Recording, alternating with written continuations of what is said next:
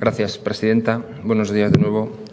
Nosotros vamos a votar de manera favorable a esta iniciativa del Grupo Popular, que trata o que solicita al Gobierno que deje sin efecto la subida del IVA aprobada recientemente en el Congreso.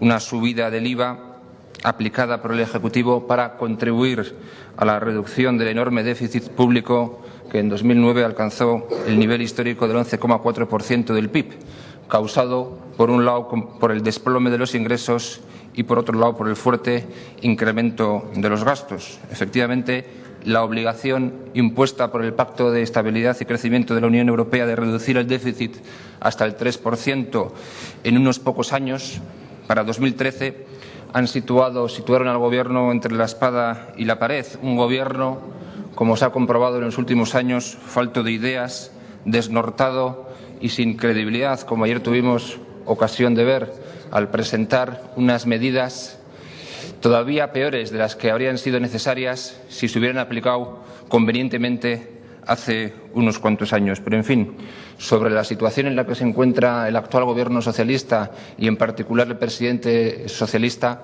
habrá tiempo de hablarlo en un futuro.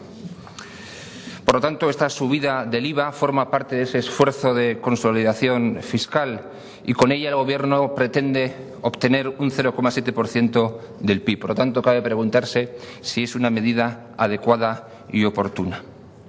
No cabe duda de que es preciso reducir el enorme déficit. Un desequilibrio de este calibre genera una deuda creciente de tal magnitud que dificulta la financiación de los agentes privados, que pone en riesgo la propia capacidad de pago del Estado. Es un factor autogenerador de deuda que conduce a una mayor presión fiscal y que además lastra el crecimiento económico. Es cierto, además, que la subida del IVA es un método de recaudación, digamos, rápido y sencillo, con una amplia base impositiva, que tampoco tendrá posiblemente un efecto sustancial sobre la inflación. Y también es cierto que el tipo de gravamen en España es de los más bajos de la Unión Europea. Sin embargo, dicho esto, también hay que señalar otras cuestiones referentes a este incremento del IVA.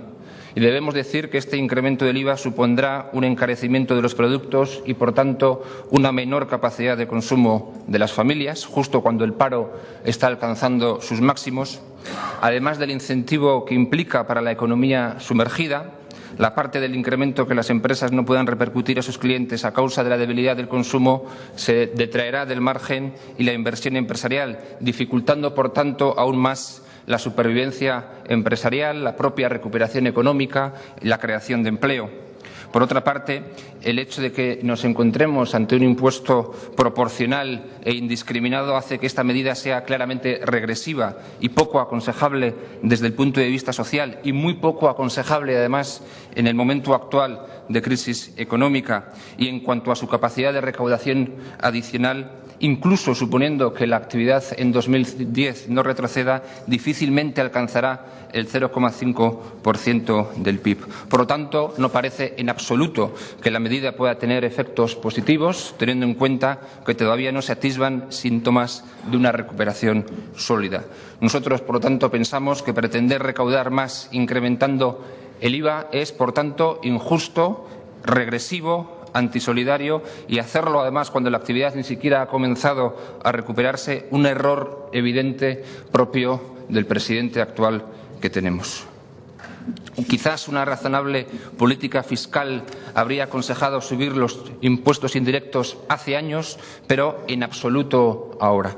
En absoluto ahora. En conclusión, para terminar, porque se me acaba el tiempo, nosotros, lógicamente, como he dicho en alguna ocasión, no somos partidarios de no subir nunca ningún impuesto, sino que más bien habrá que ver qué impuestos se suben o se bajan, a quién y en qué momento, en función de en qué momento económico nos encontremos. Y además pensamos, por supuesto, que los impuestos son absolutamente necesarios para garantizar el estado del bienestar. Lo que es evidente es que estamos en contra de subir el IVA en estas circunstancias económicas de crisis absoluta y que además es un impuesto indiscriminado y proporcional y, por lo tanto, regresivo, insolidario y antisocial. Y además es una medida claramente contraproducente.